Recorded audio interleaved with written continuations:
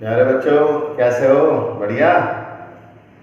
आज जो है जो अपना सेकेंड लेसन चल रहा है force and laws of motion में, आज हमें Newton's third law of motion के बारे में पढ़ना है। बहुत साधारण सा नियम है, हमारी ज़िंदगी में बहुत काम आता है। आप सुनते भी हो कि भाई कोई भी एक्शन होता है तो उसका रिएक्शन होता है, ठीक है ना? तो वो इसी लॉ में ये बात है। ये लॉ कहता है कि whenever a body exerts a force, जब कोई बॉडी फोर्स लगाती है ऑन अनदर बॉडी, दूसरी बॉडी के ऊपर, the second body exerts an equal and opposite force. यानी कि जितना एक बॉडी ने दूसरी बॉडी पर फोर्स लगाया उतना ही वह फोर्स बॉडी फर्स्ट बॉडी पर लगाती है, परंतु डायरेक्शन अपोजिट है। डायरेक्शन अपोजिट का मतलब ये है कि अगर ये बॉडी है, इस पर आपने फोर्स लगाया, मान लीजिए आपने फोर्स लगाया 50 न्यूटन का, ठीक है साहब? तो ये भी आप पर कितना फोर्स लगा रही है?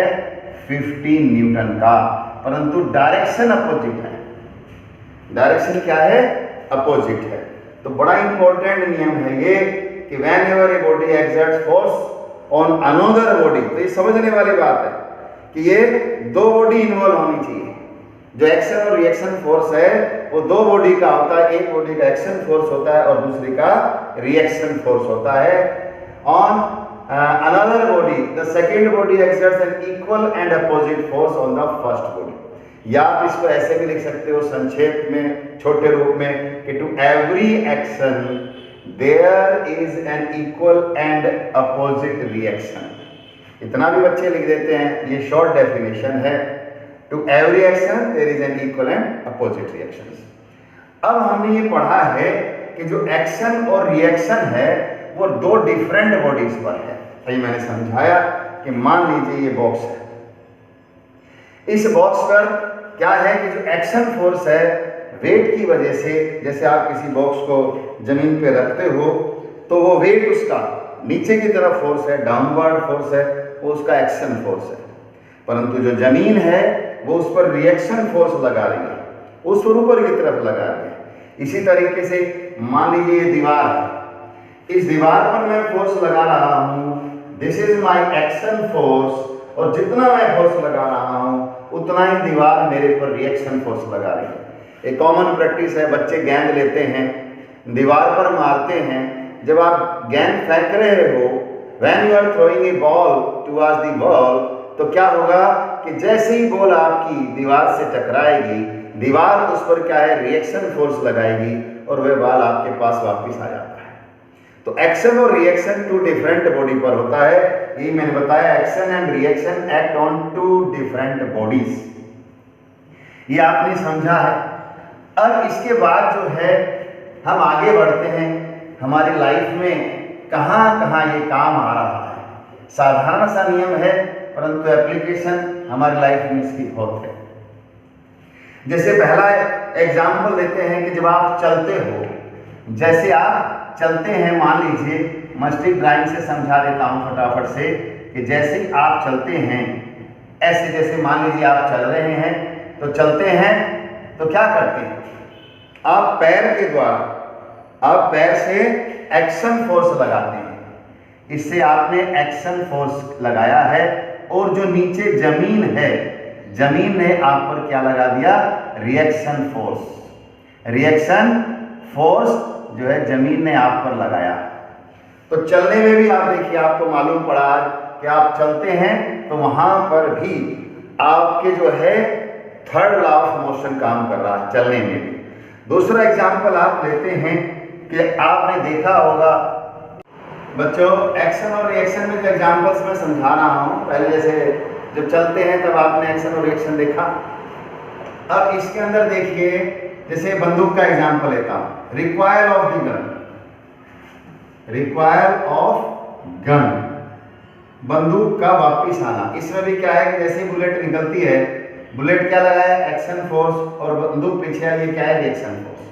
इसी तरीके से जब हम आगे बढ़ते हैं तो देखिए मैंने बनाया है एक नाव है, ये नाव पानी में तैर रही है, इसमें जो व्यक्ति बैठा हुआ है ये स्पेड से, इसको स्पेड कहते हैं, इस स्पेड से पानी को पीछे धकेल रहा है, ये पानी को धकेलना एक्शन है, और पानी इस बोट को आगे यहां पर जो फेंक रही है ये आपका रिएक्शन फोर्स है। ये सिंपल सा एग्जांपल है। ऐसे ही आपके घर में जो वाटर टैंकर आता है उसका पाइप आप पकड़ते हो, आपका एक्सपीरियंस है, देखिए कि जैसे ही पानी आगे जाएगा वो एक्शन है, पानी जो आगे बह रहा है वो एक्शन है, और जो पाइप पीछे सरकेगा उसको हम रिएक्शन बोलेंगे। तो इस प्रकार से ये एक्शन और रिएक्शन की एक्टिविटीज आप लाइफ में देख रहे हो। इसमें बहुत इंपॉर्टेंट जो पेपर में बहुत बार आता है, पूछा जाता है क्वेश्चन है, वो घोड़ा किस प्रकार से टांगा को या कार्ड को खींचता है, ये इंपॉर्टेंट है। इसमें क्या है, देखिए मैंने बनाया है स्केल डायग्राम, आप समझिए इसको, कि जैसे ही पैरों से हॉर्स जो है जमीन पर एक्शन फोर्स लगाता है, जमीन पर एक्शन फोर्स लगा रहा है, तो जमीन उस पर क्या लगा रही है, रिएक्शन फोर्स लगा रही है, परंतु उसके साथ एक कार्ड भी बना हुआ है। तो इसका जो रिएक्शन फोर्स है वो इस, जैसे एक्शन लगाया आपने, तो ये रिएक्शन फोर्स इस पर क्योंकि एक फ्रैक्शनल फोर्स भी लग रहा है जो इसे चलने नहीं देगा, तो उस फ्रैक्शनल फोर्स से ज्यादा होना चाहिए रिएक्शन फोर्स। जब रिएक्शन फोर्स फ्रैक्शन फोर्स से ओवरकम करेगा तो ये व्हील ये घूमने लगेगा, और जैसे ही घूमेगा तो आपने 8th क्लास में पढ़ा है कि rolling fraction is less than sliding fraction. तो ये व्हील रोल करेगा तो इसमें क्या है, रोलिंग फ्रैक्शन कम होता है, और फिर देखिए जब जो घोड़ा चलने लगता है, स्टार्टिंग के अंदर उसको ज्यादा फोर्स लगाना पड़ता है, परंतु बाद में जब वो दौड़ने लग जाता है तो ये व्हील घूमने लग जाता है। तो ये क्या है, उसे इजीनेस होती है, एक्शन और रिएक्शन फोर्स काम करते रहते हैं और वो जो है टांगा आगे चलता रहता है। तो समझने की बात यही थी कि घोड़े ने जो है पैरों से एक्शन फोर्स लगाया, जमीन ने रिएक्शन फोर्स लगाया, परंतु उसके पीछे ये कार्ड बंधा हुआ है, तो रिएक्शन फोर्स ज्यादा होना चाहिए। क्यों? क्योंकि यहाँ पर फ्रैक्शन फोर्स है, उसको ओवरकम करे, उससे ज्यादा हो, नहीं तो फ्रैक्शन फोर्स उसे रोकेगा। तो इसलिए रिएक्शन फोर्स ज्यादा होना चाहिए, तभी जो है एक जो हॉर्स है वो इस कार्ड को आसानी से खींच सकेगा। ये हॉर्स इस कार्ड को खींचता है। तो ये एग्जांपल्स मैंने आपको दिए हैं।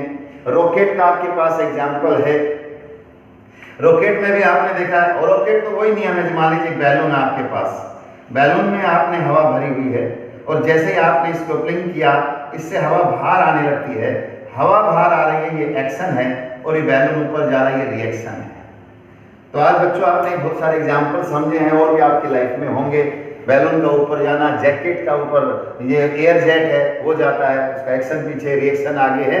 तो आज जो है आप ये इसके एप्लीकेशंस पढ़ लें, सिंपल सा नियम था जो मैंने आज आपको एक्सप्लेन कर दिया है।